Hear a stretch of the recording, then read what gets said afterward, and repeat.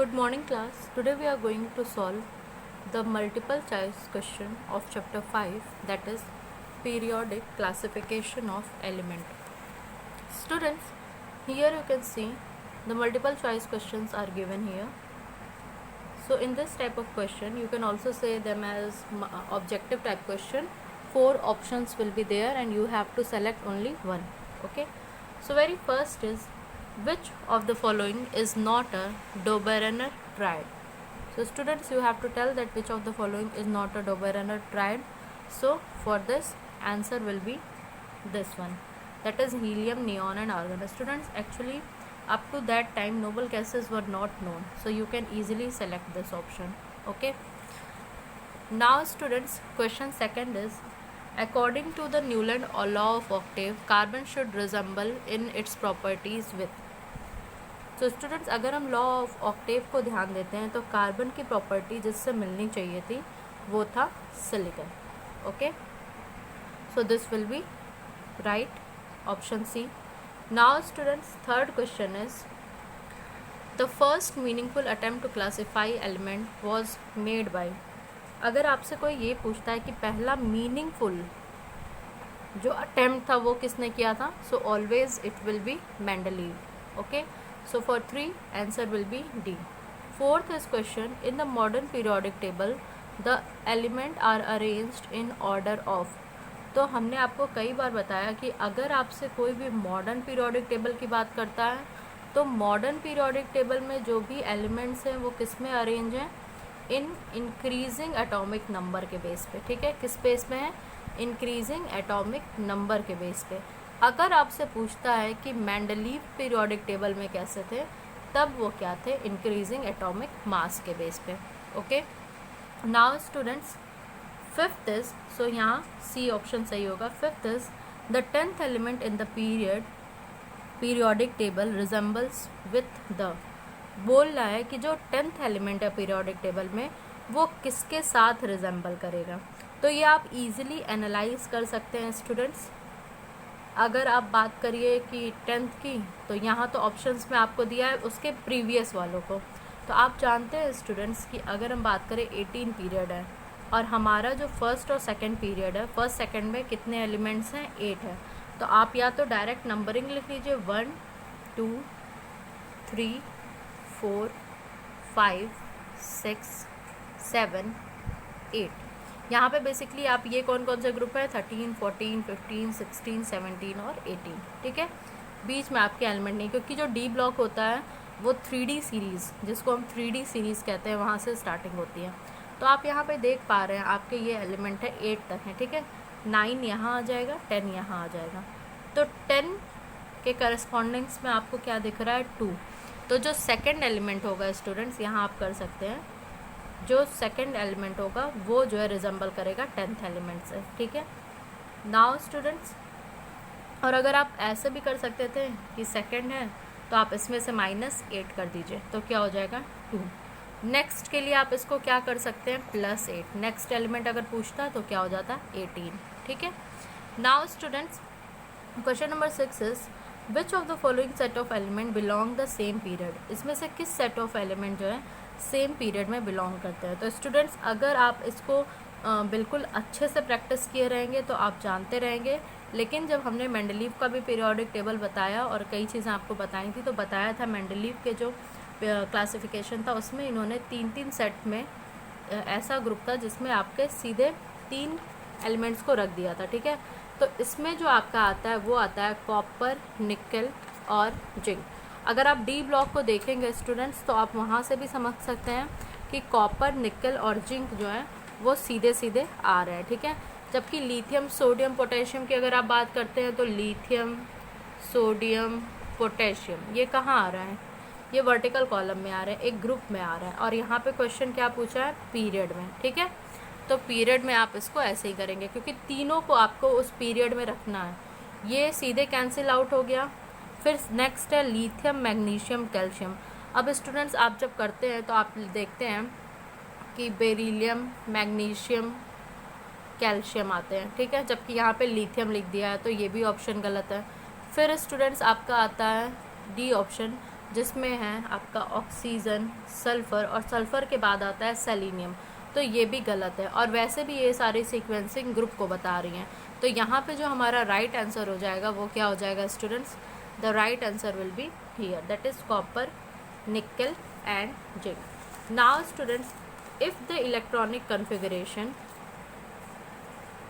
Of an element is 2 6, it belong to, अगर किसी element का इलेक्ट्रॉनिक कन्फिगरेशन 2 और 6 है तो वो किससे बिलोंग करेगा?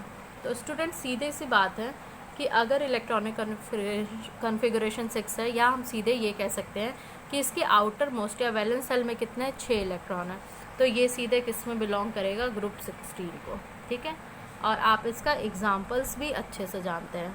आपके इधर जो 17, 18 ये सारे ग्रुप हैं, 18 आपकी नोबल गैसेस हो जाएंगी, इसके आउटर मोस्ट में 1 रहेगा, 17 आपके हेलोजेंस हो जाएंगे, इसके आउटर मोस्ट में 7 हो जाएगा, और आपके 16 जो रहेंगे वो आपके यहाँ पे 6 इलेक्ट्रॉन्स रहेंगे आउटर मोस्ट सेल में, ठीक है स्टूडेंट्स। नाउ स्टूडेंट्स, अगर हम बात करें next, that is question number 8, if electronic configuration of an element is 2 7, it's valency is, अगर किसी एटम का इलेक्ट्रॉनिक कन्फिगरेशन 2 7 है तो उसकी वैलेंसी क्या होगी? तो यहाँ पे स्टूडेंट्स आपको ध्यान में ये रखना है कि हमने बोला था वैलेंसी का जो ऑर्डर होता है आप ऐसे दे सकते हैं 1 2 3 4, ठीक है। और 4 से जैसे ही इंक्रीज़ करती है तो हम उसमें 8 में माइनस कर देते हैं, ठीक है। जैसे 8 - 5 आपका 3 हो जाएगा, 8 - 4 सॉरी 8 - 6 आपका 2 हो जाएगा, और ऐसे ही करके 1 ठीक है। 0 हमारी नोबल गैसेस की रहती हैं, और ये सारी हमको कॉन्फ़िगरेशन पूरे पीरियड में देखने को मिलती है। तो जहाँ पे आपका 2 7 है तो आपको सीधे क्या करना है? 8 - 7, तो वैलेंसी क्या हो जाएगी? 1, ठीक है। यहाँ वर्ड पे ध्यान दीजिएगा, ये बोल रहा है वैलेंसी, वैलेंस इलेक्ट्रॉन नहीं कह रहा है, तो वैलेंसी हो गई 1। सो इस तरीके से स्टूडेंट्स आप लोग को क्वेश्चंस को सॉल्व करने हैं। नेक्स्ट लेक्चर में हम देखेंगे बाकी और क्वेश्चंस, या 2-3 और हम सॉल्व कर लेते हैं। अब जैसे ये क्वेश्चन है students, among elements lithium, boron, carbon and nitrogen which has the smallest atomic radius.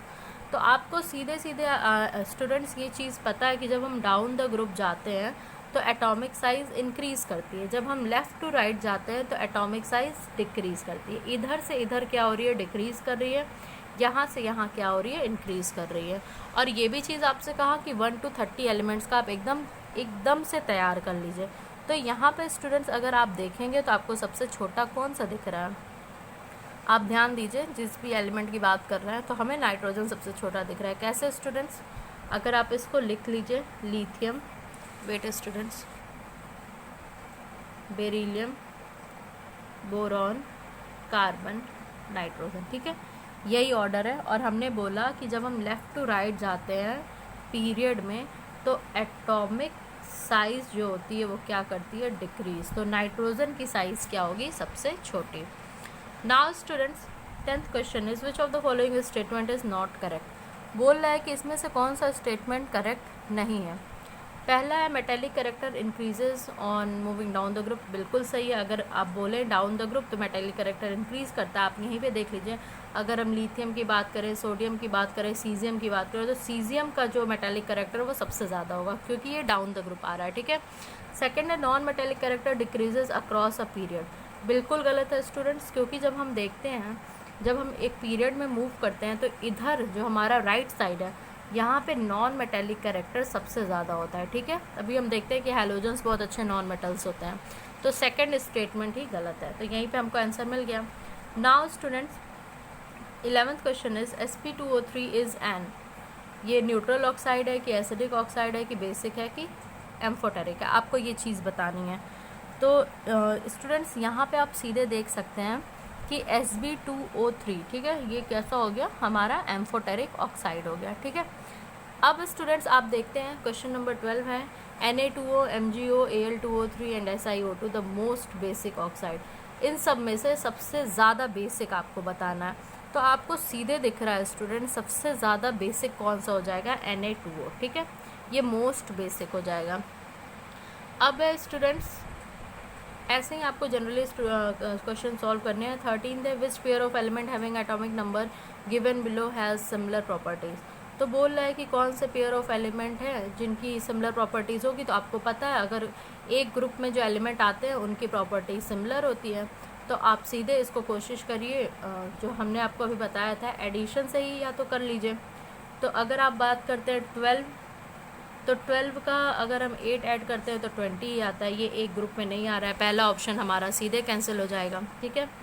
Second आप बात करते हैं 7, इसमें 8 ऐड करते हैं तो 15 आता है। तो हमारा आंसर क्या हो जाएगा, यहीं पे मिल गया 5। यही ग्रुप के जो मेंबर्स हैं उनमें क्या होगा, जो एटॉमिक जो प्रॉपर्टीज़ होंगी वो सिमिलर होंगी। ठीक है। नाउ स्टूडेंट्स एक्चुअली वीडियो लंबा हो रहा है, ये सेंड होने में प्रॉब्लम होती है। खैर 14th is in which group of long form of periodic table noble gas have been placed.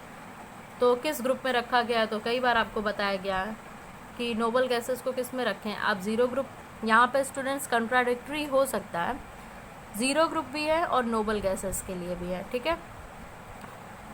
Basically अगर हम यहाँ पे देखते हैं ग्रुप 18 और हमारा क्या हो गया, ज़ीरो ग्रुप। तो आप प्रिफर करेंगे जब ये बोल रहा है कि long form of periodic table में, तो जब भी long form of periodic table बोल रहा है तो हमारा हो जाएगा ग्रुप 18। ठीक है। नाउ स्टूडेंट्स अगर हम बात करें how many elements are present in 5th period of periodic table, 5th period में कितने एलिमेंट होते हैं।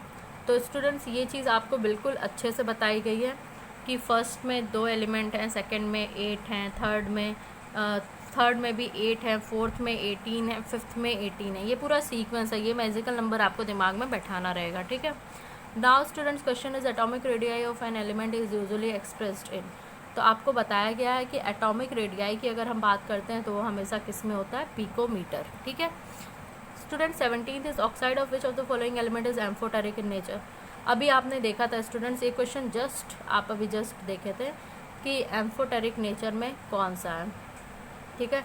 तो आप SB को यहाँ पे देखे थे, SB2O3 भी एम्फोटेरिक था नेचर में। इसी तरह से Al भी जो है एम्फोटेरिक होगा। जैसे आप एग्जांपल लेते हैं Al2O3। ठीक है। तो ये हमारा क्या हो जाएगा, एम्फोटेरिक हो जाएगा नेचर में। Now student an element has a very high value of electronegativity, the element is likely to be. जो सबसे ज़्यादा इलेक्ट्रोनेगेटिव है, तो आपको ये चीज़ पता है कि अगर हम बात करते हैं राइट हैंड साइड में पीरियोडिक टेबल के, जो हमारे हेलोजन्स हैं, फ्लोरीन हो गया, क्लोरीन हो गया, तो ये बहुत ज़्यादा इलेक्ट्रोनेगेटिव एलिमेंट है। तो इसके लिए बेस्ट एग्जांपल क्या हो जाएगा कि ये सारे क्या होते हैं, नॉन मेटल्स। क्योंकि हमें पता है कि पीरियोडिक टेबल के राइट साइड में हमें क्या मिलते हैं, नॉन मेटल्स। ठीक है। Now students the position of an element in the periodic table does not tell. जो पोजीशन होता है एलिमेंट्स का पीरियोडिक टेबल में, वो किस चीज़ के बारे में नहीं बताता है। तो students number of valence electron बिल्कुल बताता है, मेटेलिक नॉन मेटेलिक कैरेक्टर बिल्कुल बताता है, वैलेंसी एलिमेंट की बिल्कुल बताता है। यहाँ जो ये ऑप्शन रह गया student number of isotopes of the element, तो ये ऑप्शन गलत हो जाएगा। आइसोटोप्स के बारे में कोई इन्फॉर्मेशन नहीं देता है। ठीक है। Last question is students how many element were present in Mendeleev's original periodic table. Mendeleev के पीरियोडिक टेबल में कितने एलिमेंट थे, तो ये आपको एकदम दिमाग में बैठा लेना है, 63। ठीक है। 63 एलिमेंट्स जो थे वो मेंडलीव के पीरियोडिक टेबल में थे, ओरिजिनल पीरियोडिक टेबल में। Okay, so this is all about today's lecture. Thank you class.